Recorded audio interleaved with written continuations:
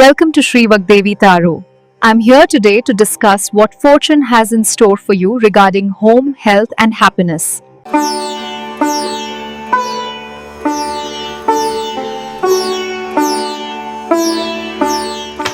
ನಮಸ್ತೆ ಎಲ್ಲರಿಗೂ. ಬನ್ನಿ ಕಡಿಮೆ ಏನು ಹೇಳ್ತದೆ ಅಂತ ನೋಡೋಣ.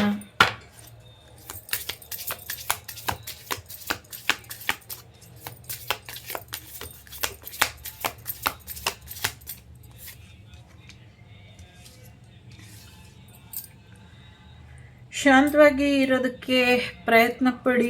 ನಿಮ್ಮ ಜೀವನ, ನಿಮ್ಮ ದೇಹದ ಕಡೆ ಹೆಚ್ಚಿನ ಗಮನನ ಕೊಡಿ. ನಿತ್ಯ ಪೂಜಾರಾಧನೆನ ಮಾಡಿ ಅನ್ನುವಂಥದ್ದು ಇದೆ. ಸೊ ಪೂಜೆ ಆರಾಧನೆಯನ್ನು ಮಾಡಿ ಇದರಿಂದ ಹೆಚ್ಚು ಅನುಕೂಲ ಆಗುತ್ತೆ ಅನ್ನುವಂಥದ್ದು ಇದೆ. ಎಲ್ಲಕ್ಕಿಂತ ಮುಖ್ಯವಾಗಿ ಸಾಧಕರಿಗೆ ತುಂಬ ಒಳ್ಳೆಯ ಸಮಯ ಇದೆ. ಸಾಧನೆ ಏನು ಮಾಡಬೇಕು ಅಂದ್ಕೊಂಡಿದ್ದೀರಾ ಅದನ್ನು ಮಾಡಿ, ಅದರಿಂದ ನಿಮಗೆ ಅನುಕೂಲ ಆಗುತ್ತೆ ಅನ್ನುವಂಥದ್ದು ಇದೆ. ಅಮ್ಮ ನಿಮ್ಮ ಜೀವನನ, ನಿಮ್ಮ ಬದುಕನ್ನು ನೋಡ್ತಿದ್ದಾಳೆ ಅನ್ನುವಂಥದ್ದು ಇದೆ. ನಿಮಗೇನು ಒಂದು 3-4 ಜನ ತುಂಬ ಚುಚ್ಕೊಂಡು ತೊಂದರೆ ಕೊಡ್ತಿದ್ದಾರೆ, ಅದೆಲ್ಲ ಅಮ್ಮ ತೆಗೆದು ಹಾಕ್ತಾಳೆ ಅನ್ನುವಂಥದ್ದು ಇದೆ. ಸಾಕಷ್ಟು ಬದಲಾವಣೆ ಜೊತೆಗೆ ಸಾಕಷ್ಟು ರಕ್ಷೆ ಬೇಕು ಅನ್ನುವಂಥದ್ದು ಇದೆ. ನಿಗೂಢ ವಿದ್ಯೆ ಆಗಿರಲಿ, ನಿಗೂಢ ಸಂಪತ್ತಾಗಿರಲಿ, ಇದನ್ನು ಹುಡ್ಕೊಂಡು ಹೊರಟ್ರೆ ಒಂದಷ್ಟು ತೊಂದರೆ ಆಗಬಹುದು. ಆ ತೊಂದರೆ ಆಗದೇ ಇರೋ ಹಾಗೆ ಎಚ್ಚರಿಕೆನ ವಹಿಸಿ ಅನ್ನುವಂಥದ್ದು ಕೂಡ ಇದೆ. ಸೊ ಒಂದು ಪ್ರೊಟೆಕ್ಷನ್ ಬೇಕು ಅನ್ನುವಂಥದ್ದು ಇದೆ. ಸೊ ನಿಮ್ಮ ದೇಹ ದೇಗುಲ ಶುದ್ಧವಾಗಿ ಇರೋ ಹಾಗೆ ನೋಡ್ಕೊಳ್ಳಿ, ಮತ್ತು ಅಷ್ಟೇ ಪವರ್ಫುಲ್ಲಾಗಿ ಇರೋ ಹಾಗೆ ನೋಡ್ಕೊಳ್ಳಿ ಅನ್ನುವಂಥದ್ದು ಕೂಡ ಇದೆ. ಜೊತೆಗೆ ಒಂದು ರೀತಿ ಯುದ್ಧ ಮುಗಿದ ವಾತಾವರಣ ಅನ್ನುವಂಥ ರೀತಿಯಲ್ಲಿ ಇರುತ್ತೆ ನಿಮ್ಮ ಜೀವನ ಇನ್ನು ಮುಂದೆ.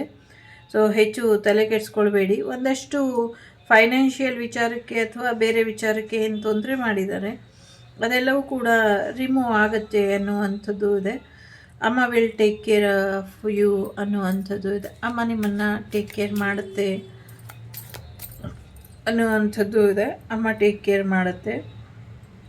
ಸದ್ಯಕ್ಕೆ ಮಂತ್ರಸಿದ್ಧಿ ಮಾಡ್ಕೊಳ್ಬೇಕು ಅಂತ ಯಾರು ಕಾಯ್ತಾ ಇದ್ದೀರಾ, ನೋಡಿ ಮಾಡಿ ಮಾಡ್ಕೊಳ್ಳಿ ಅನ್ನುವಂಥದ್ದು ಇದೆ. ಸೊ ನೋಡಿಕೊಂಡು ಮಂತ್ರಸಿದ್ಧಿನ ಮಾಡ್ಕೊಳ್ಳಿ ಅನ್ನುವಂಥದ್ದು ಕೂಡ ಇದೆ. ಸೊ ದಿನಾಗಲೂ ಶ್ರೀಚಕ್ರ ಆರಾಧನೆಯನ್ನು ಮಾಡಿ, ಇದರಿಂದ ಹೆಚ್ಚು ಅನುಕೂಲಗಳು ಆಗುತ್ತೆ ಅನ್ನುವಂಥದ್ದು ಕೂಡ ಇದೆ. ನಿಮ್ಮ ಆಸೆಗಳೆಲ್ಲವೂ ಕೂಡ ಈಡೇರಿಸ್ತಾಳೆ ಆ ತಾಯಿ. ದಿನನಿತ್ಯ ಆ ತಾಯಿಗೆ ಪೂಜೆ ಮಾಡ್ಕೊಳ್ತಾ ಹೋಗಿ, ಮಿಕ್ಕಿದ್ದು ಆ ತಾಯಿ ನೋಡ್ಕೊಳ್ತಾಳೆ ಅನ್ನುವಂಥದ್ದು ಇದೆ.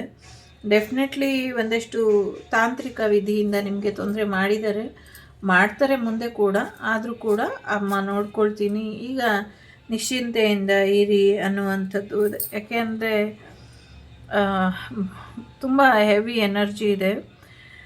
ಎಸ್ಪೆಷಲಿ ನವಂಬರ್ವರೆಗೂ ಇದೇ ಎನರ್ಜಿ ಇರುತ್ತೆ. ಸೊ ತಲೆ ಕೆಟ್ಟಂಗೆ ಆಗುವಂಥದ್ದು, ಯಾವುದೇ ಒಂದು ಡಿಸಿಷನ್ ತೊಗೊಳಕ್ಕಾಗದೇ ಇರೋವಂಥದ್ದು, ಒಂದು ರೀತಿ ಸಂಚು ಮಾಡಿ ನಿಮಗೆ ತೊಂದರೆ ಮಾಡುವಂಥ ಪ್ರಯತ್ನಗಳನ್ನ ಮಾಡ್ತಾರೆ. ಅದಕ್ಕೆ ಅವಕಾಶನ ಕೊಡಬೇಡಿ.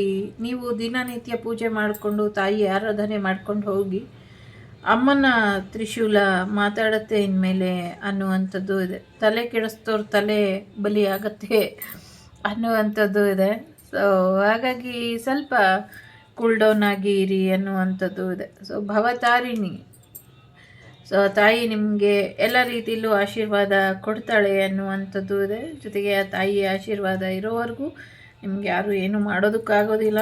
ಸ್ಟೇ ಸ್ಟ್ರಾಂಗ್ ಅನ್ನುವಂಥದ್ದು ಇದೆ. 38, 31, 11:44, ಎಸ್ಪೆಷಲಿ 11:44 ಟೈಮ್ ಏನೋ ಇಂಪಾರ್ಟೆಂಟ್ ಅಂತ ಅನಿಸುತ್ತೆ. ಅಥವಾ 44 ದಿನ, 44 ಗಂಟೆ ಅಥವಾ 44 ಗೊತ್ತಿಲ್ಲ, ಆ ಥರದ್ದಿದೆ. ಮಿಲಿ ಸೆಕೆಂಡ್ ಕೂಡ ಇರಬಹುದು. 11 ನಂಬರ್ ಕೂಡ ತುಂಬ ಇಂಪಾರ್ಟೆಂಟ್.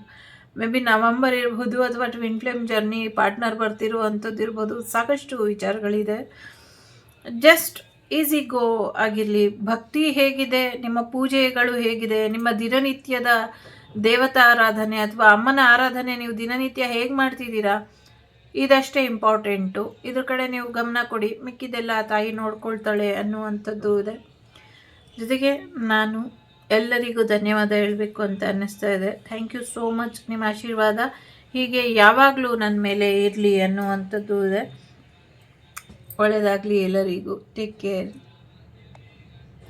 ನಾನು ನಿಮ್ಮ ಅಭಿಮಾನಿ ಕಮಲಾಕ್ಷಿ. ಸಿಗ್ತೀನಿ ಮುಂದಿನ ವಿಡಿಯೋಲಿ. ಅಲ್ಲಿವರೆಗೂ ಲೋಕ ಸಮಸ್ತ ಸುಖಿನೋ ಭವಂತು, ಸಮಸ್ತ ಸನ್ಮಂಗಳಾನಿ ಭವಂತು, ಧರ್ಮೋ ರಕ್ಷತಿ ರಕ್ಷಿತಃ. ಎಲ್ಲರಿಗೂ ಒಳ್ಳೆಯದಾಗಲಿ. ವಸುದೈವಕ ಕುಟುಂಬ, ವಾಗ್ದೇವಿ ಕುಟುಂಬ ಯಾವಾಗಲೂ ಕ್ಷೇಮವಾಗಿರಲಿ ಅಂತ ಹಾರೈಸ್ತೀನಿ. Take care. The Shrivak Devi Tarot channel is so glad to see you again. Thank you for watching our tarot card readings today.